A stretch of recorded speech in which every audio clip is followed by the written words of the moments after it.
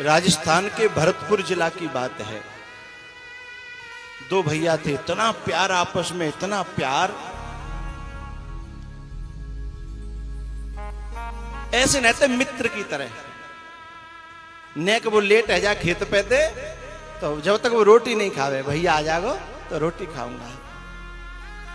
वो कहूं चले जाए तो वो याद करे कि भैया आ जाओ। समय बीता, शादी हुई, बच्चे हुए, लेकिन जो आई ना वो अलग अलग खानदान की, उन्होंने धीमे धीमे ऐसा एक भरती रही एक दूसरे को। अंदर उनके कोई कभी विरोध नहीं, उन औरतों को दिखाने के लिए वो उनके सामने नहीं मिलते थे, लेकिन पीछे जाके एक ही जगह बैठे के हुक्का पिए दोनों भैया, अलग चले जाओ करें। लेकिन धीमे धीमे उन पे तो बस नहीं चलो, पर इन दोनों नारियों ने अपने अपने बच्चों में दुश्मनी भर दी कि तेरे चाचा ने मैं हमेशा सताई, तेरी चाची ने मैं हमेशा सताई, बड़े है कि बदलो लियो बेटा। इधर जे सिखावे कि तेई ताई ने मेरे संग न्यो करो, तेई ताई ने मेरे संग न्यो करो, ताऊ ने मेरे संग न्यो करो, और औलाद में विरोध के बीज भर गए। एक के 5 छोरा, एक के 4 छोरा, और ये धीमे धीमे बड़े भय। मनमुटाव तो पहले था ही, एक दूसरे के आना जाना नहीं था। जब वो एक उम्र हुई, समय हुआ, और उसमें से एक, अब ये दोनों भाइयों के जो बच्चे थे ना, इनमें आपस में इतनी दुश्मनी, क्योंकि नेक पेड़ बोए दे बढ़ेगा, वो तो पेड़ बोओगे तो बढ़ेगा, और पानी देने वाले की तो कमी नहीं है। अपने खेत में फसल को पैदा करने के लिए किसी ट्यूबवेल से पानी लेना हो तो घंटा से पानी मिलता है, 1 घंटा को बीघा, वो 1 बीघा को इतना ऐसे करके 1 घंटा में 10-20 रुपया के 50 रुपया जो भी। लेकिन यदि कऊ के बैर में पानी देना हो तो फ्री के पानी दे भैया दुनिया में, है? फ्री के पानी दे भैया। उन लड़कों में ऐसा दुश्मनी भर गई कि एक दूसरे की जान के प्यासे है गई, जान के प्यासे। और ये लगा कि कोई कहूं अकेले में मिल जाए तो गोली मार दें, बिना बात की दुश्मनी, कोई न जमीन पे न काऊ पे, बस बिना बात है। ये इन, मैं कहना नहीं चाहता कि आखिर माँ है उन लड़कों की, लेकिन ऐसी माँ कहलाने के योग्य नहीं है। आखिरकार क्या हुआ, जब समय बीता तो जो बड़ा भाई था ना, वो खत्म हो गया, और वे दोनों एक दूसरे में अब तक कोशिश करते रहे कि भैया जिन्हें कैसे एक करो नहीं, ये आपस में मर जाएंगे और पूरा गांव तमाशा देखेगा। लेकिन कोशिश कर करके मर गए, लेकिन वो जो घरवाली थी, उन्होंने कभी भी एक होने नहीं दिया, और वहां में से बड़ो भाई खत्म है गो। जब खत्म है गो तो छोटो भाई बूढ़ो तो हतियो भागवे की कोशिश कर रहे हो कि मिलवे के लिए बाकी क्रिया में, और बाकी औलाद ने पकड़ के कमरा में बंद कर दो, कहीं नहीं जाओगे, हमारी उनसे 20 साल पुरानी दुश्मनी है, आप नहीं जाओगे। अब ये कमरा में रोवे के भैया कम से कम एक कंडा तो मोई बाकी वहां में ध्यान देते न, अब तो भैया दुनिया में ना रहे हो, मोई बाकी मिट्टी में शामिल हेलन देते। बहुत रोए, लेकिन औलाद ने कहा ये हमारी नाक कटवावे वो डोकरा, और जाकू जो है 14 दिन तक तारे में बंद रखो, जब तक 13 महीने है जाए। फिर वे भी नहीं जा सके बेचारो। आखिर में 13वीं का दिन हुआ, भंडारा था, सारी दुनिया आ रही थी, और ये कमरे में अकेला अपने भैया के उस भंडारे को देख तो रहा था, लेकिन रो रहा था। जब शाम का वक्त हुआ और अपना समाज पूरा भंडारा खा के चला गया, तो दोनों वक्त मिले थे। उस समय उन्होंने फिर काम धंधे वालों से कह दिया कि भाई अब तुम जो अन्य समाज जो रहते हैं उनसे कहा कि तुम सब लोग भोजन कर लो। तो अन्य समाज के लोग, चतुर्थ वर्ण के लोग वहां आ गए और वो भोजन कर रहे थे। तो इनके बच्चों ने सोचा कि अब तो सब पंगत बंद है गई, अब डोकराए छोड़ दो, तारो खोल दो, किवाड़ खोल देंगे। लेकिन जी बड़ो बूढ़ो जा पे रुक्यो नहीं गयो, बालकन की आंख की ओट लेके चुपचाप मकान के पीछे से और अपने भैया के भंडारे में जाके बैठ गो। और कहा जहां सबकी पनैया उतरी थी तहां, और वहां उस लाइन में जहां उसका समाज नहीं बैठा था, अन्य समाज बैठा हुआ था। इतने में एक परस भैया खीर लेके आया बाल्टी की, और वहां ने देखी, अरे चाचा, और तुरंत वो अंदर गया और वहां ने गाली सुनाई कि अरे नालायको, तुम्हारो चाचा और अब पनैया में बैठे हो, तुम्हें शर्म करो, तुम्हारो जय तो बाप रह गए। और एकदम बे जो पांचों बालक है ना, मैंने चाचा है, हाँ, और सब जने गए, बोले चाचा अंदर चलो, चाचा अंदर चलो, आप यहां नहीं बैठोगे, अमा हमने कई कारण से आपको निमंत्रण नहीं दिया और आप आए, और आप हमारे आप ही तो पिताजी रह गए हो। लेकिन वाने अपने पांचों बालकन की जेठ बन रही और रो के बोलो, मैं तुम्हारो पुरखा हूं, मैं तुम्हारो बड़ो बूढ़ो हूं, लेकिन तू मैं तुम्हारे हाथ जोड़ रहा हूं। मेरे भैया के जियत तुम एक नहीं भय, पर कम से कम मोए जियत तुम पांचों और चारों 9 है जाओ, तो मैं भी सुकुंत से मर जाऊंगा, सुकून से मर जाऊंगा, और नहीं तो तुम्हारा विरोध मुझसे देखा नहीं जाता। तुम चलो, मैं तुम्हारे संग चलूंगा। अरे तुम्हें काट थोड़ी देंगे वे। पांचों भैया बोले, चाचा चलो, तुम जो कहोगे ना हम वो करेंगे।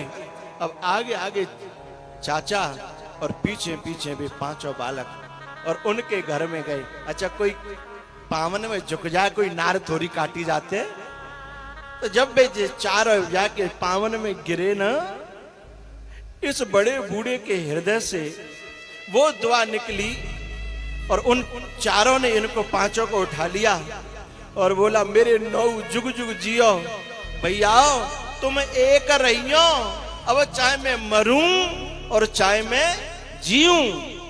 तो भैया भैया भैया का प्रेम इस हिंदुस्तान से अच्छा कहीं मिल नहीं सकता, लेकिन मेरी प्रार्थना है इसे बनाए रखना, इसे सजाए रखना। बड़े अनमोल है ये खून के रिश्ते, बड़े अनमोल हैं। एक बात बताऊं, शायद जीते जी भैया की कदर कोई न करे, उसको पता चल जाएगा जब भैया चला जाता है ना, तब मौके पर पता चलता है कि कितना बड़ा कोई जाने क्या खो गया, जाने क्या चला गया। बड़े अनमोल है ये खून के रिश्ते, इनको तू बर्बाद न कर, मेरा भी हिस्सा ले ले, पर घर में तू दीवार न कर, घर में दीवार न कर। अगर राजमाता न हमसे छुपाती,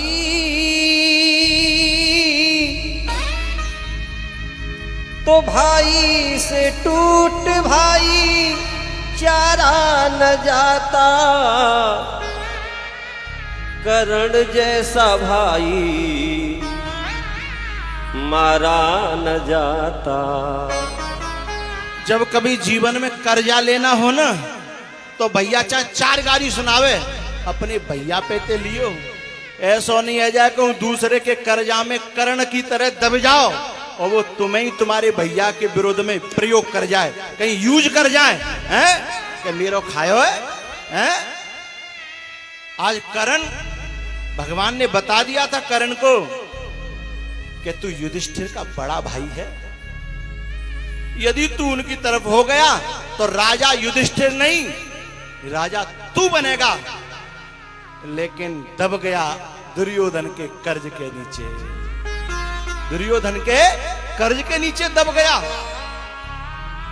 ध्यान रखना भैया, अपनो मारेगो तो छाए में डारेगो, अपनो मारे हुगो ना तो छाए में डारेगो, और परायो पुचकारेगो ना तो कुआं में डारेगो। दूसरों पुचकारेगो तो कहीं दूसरे के पुचकारने पे मत चले जाना कि जे दूसरों काय के अपनो है और काय को दूसरों। पुचकारना भी खतरनाक हो जाएगा और अपने का मारना भी फायदेमंद हो जाएगा साहब। हैं? तो भाई से टूट भाई चारा न जाता, करण जैसा भाई मारा न जाता। दुख कितना उसने सहा जिंदगी में, चैन से रहा ना एक पल जिंदगी में। घुट कर के रो कर आंसू बहे जिंदगी में, कितना क्या क्या उसने सहा जिंदगी में। ना समाज माता ये उंगली उठाता, तो सम्मान उसका तारा न जाता। करण जैसा भाई मारा न जाता, करण जैसा भाई मारा न जाता। भाई जब भाई से दुश्मनी करता है ना, तो वो दुश्मनी भाई को महंगी नहीं पड़ती, वो दुश्मनी माँ को भी महंगी पड़ती है, वो दुश्मनी बाप को भी महंगी पड़ती है, वह दुश्मनी बाबा को भी महंगी पड़ती है। क्योंकि उस समय दो भाई आपस में लड़ते हैं। माँ के कलेजे से पूछो वो कौन को रोए, उस बाप से पूछो कि अपनो ही खून आपस में लड़ रहा होए, तो वो कौन ते अपने वा की भीख मांगे। कवच और कुंडल जिसने कर दान दिए, दान में तुझे ही उसने 5 बाण दिए। जान करके खुद ही उसने अपने प्राण दिए, जान करके खुद ही उसने अपने प्राण दिए। धोखेबाज माता,